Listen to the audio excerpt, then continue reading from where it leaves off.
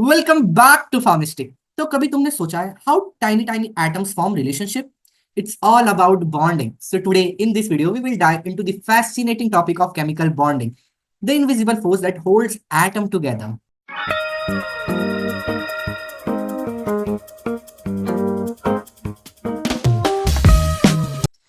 So basically, the chemical reaction is all about breaking and forming of bonds between the atom to form a stable product. काफी ज्यादा हो गया। So imagine people as an atom. मैं एक atom हूँ, एक मेरा friend एक एटम है। तो we form a bond, we were in a relationship. मैं मेरा थॉट्स इंट्रोवर्ट है, लेकिन मेरे फ्रेंड का थॉट्स एक्सट्रोवर्ट है। तो ये जो बॉन्ड था वो स्टेबल नहीं था, ये टूट गया। तो मैं ऐसे पर्सन के पास गया जिसका थॉट मेरे से मैच करता है, जो भी इंट्रोवर्ट है। तो हमने ऐसा बॉन्ड बनाया जो कि स्टेबल था, जो रिलेशनशिप ज्यादा देर तक चला। तो अल्टीमेटली ना chemical reaction, it's all about forming a stable product. Stable product ही बनना चाहिए। आखिरी में आप कुछ भी करो, आप एटम को तोड़ो जोड़ो तोड़ो जोड़ो, आखिरी में आपको बनाना है एक स्टेबल प्रोडक्ट। तो ये बनता कैसे है? इसके लिए हमें जानना पड़ेगा कि बॉन्ड्स क्या होते हैं, कितने टाइप्स के बॉन्ड होते हैं ऑर्गेनिक केमिस्ट्री में। तो चलिए जानते हैं। तो बॉन्ड से पहले जानने से पहले हमें ये जानना पड़ेगा कि पीरियोडिक टेबल में नॉन मेटल्स एंड मेटल्स क्या है। ये जो ग्रुप वन और टू के एलिमेंट्स हैं, ये जो ग्रुप और वन टू के एलिमेंट्स हैं, ये देखो, ये सारे मेटल्स हैं। ये सारे मेटल्स हैं। और ये जो सारे ग्रुप है 16 17 18, ये सारे नॉन मेटल्स हैं। ये सारे नॉन मेटल्स हैं। तो हम तीन टाइप्स के बॉन्ड पढ़ेंगे: ionic, covalent and coordinate covalent bond. जो आयोनिक बॉन्ड होता है वो बनता है मेटल प्लस नॉन मेटल। जब एक मेटल और एक जब नॉन मेटल जब मिलते हैं तो बनता है आयोनिक बॉन्ड। एग्जांपल के तौर पे आप ले सकते हैं NaCl, टेबल सॉल्ट जो बोलते हैं NaCl। देखो, सोडियम जो है ये ग्रुप वन का एलिमेंट है सोडियम, और जो क्लोरीन है वो ग्रुप 17 है। तो कैसे बने? एक मेटल है और एक नॉन मेटल। लेकिन जो कोवेलेंट बॉन्ड होता है वो बनता है non metal plus non metal. जब दो नॉन मेटल्स मिलते हैं साथ में तब बनता है कोवेलेंट बॉन्ड। एग्जांपल के तौर पे आप ले सकते हैं क्लोरीन। देखो इसका बनाते हैं क्लोरीन। क्लोरीन ये भी नॉन मेटल है, ये भी नॉन मेटल है। तो होप्स आपको क्लियर रहेगा कि जो आयोनिक बॉन्ड रहते हैं वो बनते हैं मेटल प्लस नॉन मेटल से, और जो कोवेलेंट बॉन्ड रहते हैं वो बनते हैं non metal plus non metal से। तो चलिए अभी आगे जानते हैं। तो the types of bond, there are three types of bond basically. हमने देखा कि ionic bond, covalent bond and coordinate covalent bond. ये जो आयोनिक बॉन्ड बनता है, मैंने पहले ही डिस्कस कर लिया, बनता है एक मेटल है ये सोडियम, और ये क्लोरीन है और जो कि नॉन मेटल है। आप आयोनिक बॉन्ड को कैसे याद रख सकते हैं? आप ऐसे याद रख सकते हैं, two opposites attract each other. ये हमारा मेटल्स है, ये हमारा नॉन मेटल, ये दोनों अपोजिट है, एक मेटल एक नॉन मेटल, ये दोनों अपोजिट है, तो ये दोनों अपोजिट मिले एक हो गए। तो two opposites attract each other. इसके एग्जांपल्स में आते हैं NaCl, KCl और एल्यूमिनियम फ्लोराइड। सब जो पहला आइटम है वो मेटल है, जो दूसरा आइटम है वो नॉन मेटल है। अभी इसमें चार्जेस क्रिएट हो जाते हैं। अभी बॉन्ड बनता है दो इलेक्ट्रॉन से, एक सोडियम अपना एक इलेक्ट्रॉन देगा और एक क्लोरीन अप। ये जो बॉन्ड बनता है कोई भी, एक ये इलेक्ट्रॉन देगा एक ये इलेक्ट्रॉन देंगे, एंड एक बॉन्ड बनेगा बीच में। एक ये इलेक्ट्रॉन सोडियम ने दिया, ये इलेक्ट्रॉन क्लोरीन ने दिया। लेकिन हमको इलेक्ट्रोनेगेटिविटी का कॉन्सेप्ट पता है। इलेक्ट्रोनेगेटिविटी का कॉन्सेप्ट क्या कहता है? इलेक्ट्रोनेगेटिविटी का कॉन्सेप्ट ये कहता है कि जो ज्यादा इलेक्ट्रोनेगेटिव रहेगा वो शेयर्ड पैड ऑफ इलेक्ट्रॉन्स को अपने तरफ खींच लेगा। क्या करेगा? अपने तरफ खींच लेगा। ये जो क्लोरीन है ये मोस्ट इलेक्ट्रोनेगेटिव है सोडियम के मुकाबले में। तो ये क्या करेगा? बोलेगा कि भाई ये जो तू अपने पास इलेक्ट्रॉन रखा है वो मुझे दे दे। ये अपने पास ले लेगा। ये जो इलेक्ट्रॉन है, ये जो बॉन्ड दो इलेक्ट्रॉन से बने हैं, ये क्या बोलेगा क्लोरीन? ये जो इलेक्ट्रॉन है वो मुझे दे दे। तो सोडियम से एक इलेक्ट्रॉन हट जाता है, तो इस पे चार्जेस आ जाते हैं पॉजिटिव। और क्लोरीन ने एक इलेक्ट्रॉन लिया तो इस पे चार्ज आता है नेगेटिव।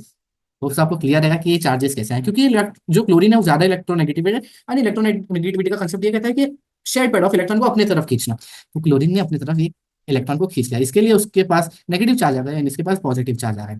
तो दिखाया नहीं, पॉइंट में लिखा है found by electrostatic attraction between oppositely charge ion. ये जो अपोजिटली चार्ज आयन है यही इसी की बात करें। सोडियम जो पॉजिटिव है और क्लोरीन है वो नेगेटिव है। होप्स आपको आयोनिक बॉन्ड का कंसेप्ट क्लियर रहेगा। अभी हम जानते हैं कोवेलेंट बॉन्ड के बारे में। कोवेलेंट कैसा रहता है? ये हमें पता है कि नॉन मेटल और नॉन मेटल के उससे बनता है, non metal plus non metal covalent. ये कैसा कोवेलेंट है? इसको आप ऐसे याद रख सकते हैं, mutual sharing of electron.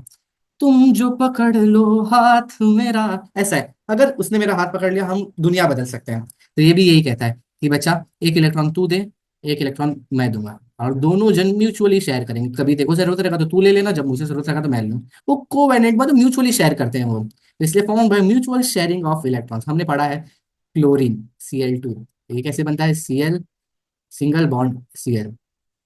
O2, O2 कैसे बनता है? O double bond O. ये सारे कोवेलेंट बॉन्ड है, जितने भी सिंगल डबल बॉन्ड आते हैं वो सारे कोवेलेंट बॉन्ड्स में आते हैं। Last but not the least, एक कोऑर्डिनेट कोवेलेंट बॉन्ड है। ये है तुम्हारे जैसा, जो कि एक तरफा प्यार करता है। ये सिर्फ देता है, ये इलेक्ट्रॉन देगा सामने वाले को, सामने के वाले के पास कुछ ऐसा रहेगा कि नहीं उसको वापस देने में। तो ये कोऑर्डिनेट कोवेलेंट बॉन्ड क्या करता है? खाली इलेक्ट्रॉन्स देता है, बदले में वो कुछ नहीं चाहता। खाली वो देता है, बदले में वो कुछ नहीं चाहता। इसका एग्जाम्पल है ओजोन। तो सबको क्लियर रहेगा आयोनिक बॉन्ड क्या होता है, कोवेलेंट बॉन्ड क्या होता है, कोऑर्डिनेट कोवेलेंट बॉन्ड क्या होते हैं। अभी आगे बढ़ते हैं, सिग्मा और पाई बॉन्ड के बारे में जानते हैं। सिग्मा और पाई बॉन्ड जानने से पहले हम जानते हैं ओवरलैपिंग के बारे में। कितने टाइप्स के ओवरलैपिंग होते हैं? ओवरलैपिंग दो टाइप्स के होते हैं। मान लेते हैं ये एक रबर है, एक रबर है। इसका जब दो ओवरलैप होगा तो कैसे होगा? एक तो ये मान लेते हैं ये इसका हेड है, ये वाला पार्ट, ये वाला पार्ट हेड है, और ये वाला पार्ट टेल है। तो ओवरलैपिंग कैसे होगा? या तो हेड टू हेड ओवरलैप होगा, जब जब दो हेड मिल जाएंगे, या तो साइड वाइज ओवरलैपिंग होगा कि दो रबर अपने आप में जुड़े। साइड वाइज इसको बोलते हैं हेड वाइज ओवरलैपिंग, इसको बोलते हैं साइड वाइज ओवरलैपिंग। तो जानते हैं सिग्मा बॉन्ड में कैसे ओवरलैपिंग होता है और पाई बॉन्ड में कैसा ओवरलैपिंग होता है। सिग्मा बॉन्ड में होते हैं side head to head overlapping. ये एक एस ऑर्बिटल है, ये एक एस ऑर्बिटल है। जब दो S orbital head to head overlap करेंगे तो वो बनता है सिग्मा बॉन्ड। तो आप सिग्मा बॉन्ड के लिए ये याद रख सकते हैं कि इसमें ओवरलैपिंग होती है head to head overlapping. Head to head जब ओवरलैप होगा तो उसको बोलते हैं सिग्मा बॉन्ड। पाई बॉन्ड में क्या होता है? इसमें होता है side wise overlapping. Side wise ये मान लेते हैं ये सिग्मा, ये पाई, ये पी ऑर्बिटल है, ये पी ऑर्बिटल है। जब दो पी ऑर्बिटल ऐसे साथ में ओवरलैप होंगे साइड टू साइड तो उसको बोलते हैं पाई बॉन्ड, उससे पाई बॉन्ड बनता है। तो इससे हमें क्या पता चलता है? सिग्मा और पाई बॉन्ड से हमें क्या पता चलता है? तो सिग्मा और पाई बॉन्ड से हमें ये पता चलता है, इसका जो इंपॉर्टेंस है वो आता है बॉन्ड लेंथ में। बॉन्ड लेंथ, बॉन्ड एनर्जी, जितने भी ऐसा bond length, bond energy, bond order, ये सब हमें पता चलता है सिग्मा और पाई बॉन्ड के थ्रू। तो चलिए जानते हैं सिग्मा और पाई में क्या डिफरेंस है। It is form by end to end और हेड टू हेड ओवरलैप। हमने जैसे बता किया, ये स्ट्रॉन्गर होते हैं, स्ट्रॉन्गर देन पाई बॉन्ड्स। क्यों? मैंने अभी आपको बताया। ये मान लेते हैं ये एस ऑर्बिटल है, ये एस ऑर्बिटल है। अभी हमने ये पढ़ा है VBT, valence bond theory. According to the valence bond theory, the extent of overlapping decides the bond length and bond strength. कि जितना ज्यादा ओवरलैप करेगा उतना उसका अच्छा बॉन्ड स्ट्रेंथ होगा, उतना ही अच्छा उसका बॉन्ड लेंथ होगा। और पाई पाई बॉन्ड्स में क्या होते हैं? ओवरलैपिंग बहुत कम होता है। ये देखो ओवरलैपिंग बहुत कम है, ये इधर, ये इधर। तो जो इसका बॉन्ड स्ट्रेंथ होता है वो कम होता है, तो इसके लिए stronger than pi bonds. And जितने भी सिंगल बॉन्ड्स रहते हैं वो ऑलवेज सिग्मा बॉन्ड होते हैं। स्ट्रेंथ देखो, ये स्ट्रॉन्ग बॉन्ड है, इसके लिए वो लेस रिएक्टिव है। स्ट्रॉन्ग इसलिए जल्दी वो रिएक्ट नहीं करता, लेकिन ये जो वीक है इसके लिए वो ज्यादा जल्दी रिएक्ट कर लेते हैं। सिग्मा बॉन्ड को हम लोकलाइज बॉन्ड भी बुलाते हैं, और पाई बॉन्ड्स को हम नॉन लोकलाइज बॉन्ड भी बुलाते हैं। ये जो छोटे छोटे पॉइंट्स है ये एंट्रेंस में पूछ लिया जाता है, तो काफी ये अच्छे से नोट कर लीजिए आप। अभी पढ़ते हैं कैरेक्टरिस्टिक ऑफ कोवैलेंट बॉन्ड। ये मैंने ये जो टॉपिक्स निकाले हैं ये पूरा जीपाई पॉइंट ऑफ व्यू से ही निकाला है। क्या क्या इंपॉर्टेंस है, किधर से क्वेश्चन पूछे जाते हैं, कहाँ से कौन सा टॉपिक से क्वेश्चन पूछे जाते हैं, मैंने वही टॉपिक सब इसमें इंक्लूड किए हैं, तो आप नोट करते रहें। तो characteristic property of covalent bond, हमने कोवैलेंट बॉन्ड के बारे में क्या क्या जाना है। कोवैलेंट बॉन्ड होता है नॉन मेटल, नॉन मेटल से इसमें म्यूचुअल शेयरिंग ऑफ इलेक्ट्रॉन्स होता है। तो उसका पहला जो कैरेक्टरिस्टिक है बॉन्ड लेंथ। बॉन्ड लेंथ यानी क्या? H2, ये जो बीच का बॉन्ड लेंथ है, the distance between the nuclear of two atoms in a covalent molecule in the bond length. Covalent molecule, मैंने कोवैलेंट मॉलिक्यूल के बारे में क्या पता है? जितने भी सिंगल बॉन्ड डबल बॉन्ड वाले मॉलिक्यूल्स होंगे वो कोवैलेंट बॉन्ड कहलाते हैं। उसका यूनिट्स एंगस्ट्रॉम में आता है और उसको पिकोमीटर्स में भी इसका। अभी इसका जो इंपॉर्टेंट फैक्टर है अपने को ये याद रखना है, ये जो मैंने इधर डाला है अपने को वो याद रखना है। Bond length is directly proportional to the atomic size, inversely proportional to the electronegativity, inversely proportional to the bond order, and inversely proportional to the percent S character। आपने को ये याद रखना है कि जो इलेक्ट्रोनेगेटिविटी है वो डायरेक्टली प्रोपोर्शनल है percent of S character, percent of S character. ये साइड में ही चलते हैं, मतलब साथ में ही चलते हैं। इलेक्ट्रोनेगेटिविटी अगर कम है तो एस परसेंट ऑफ एस भी कम रहेगा, अगर इलेक्ट्रोनेगेटिविटी ज्यादा है तो परसेंट कैरेक्टर ऑफ एस भी ज्यादा ही रहेंगे। इसका ट्रेंड क्या है?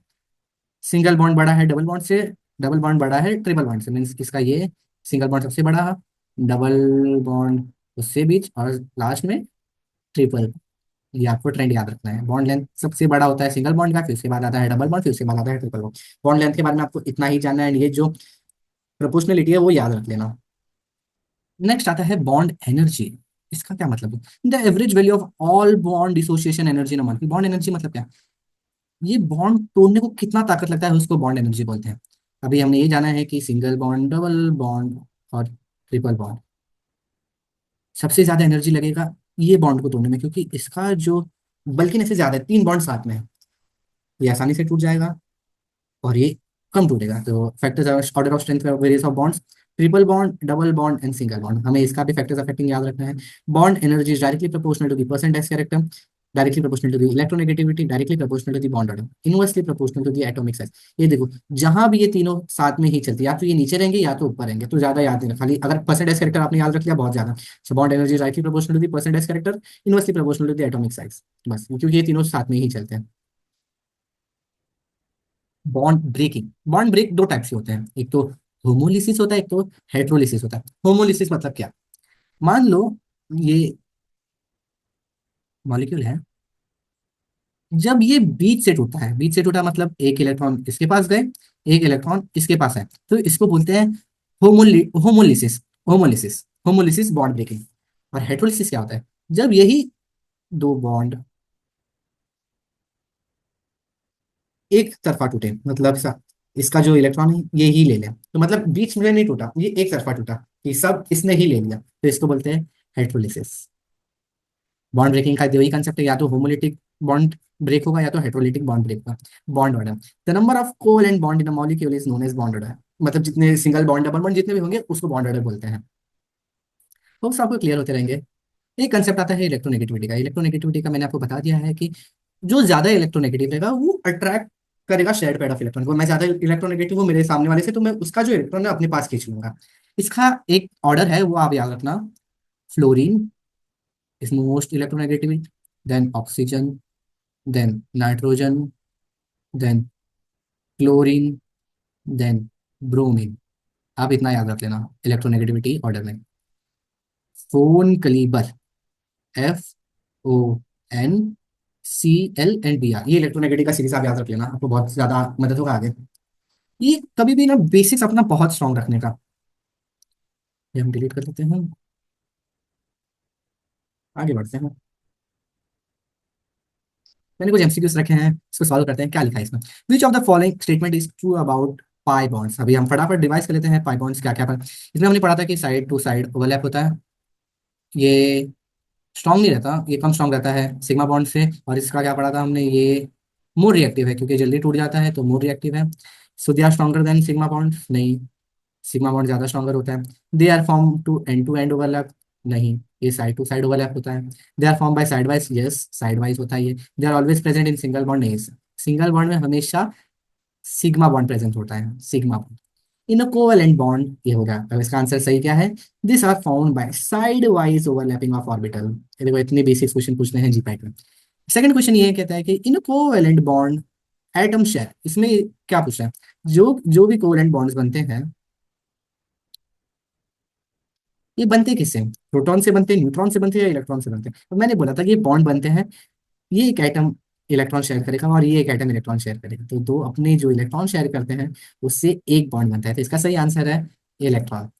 होप्स तो आपको समझा रहेगा आयोनिक बॉन्ड, कोवेलेंट बॉन्ड और कोऑर्डिनेट कोवेलेंट बॉन्ड, फिर उसके हमने सिग्मा एंड पाई बॉन्ड्स पढ़ा, फिर उसका कैरेक्टरिस्टिक पढ़ा। होप्स आपको क्लियर रहेगा। सो साहिल गुप्ता साइनिंग ऑफ। पढ़ते रहिए, बढ़ते रहिए ना, आगे बढ़ते रहिए।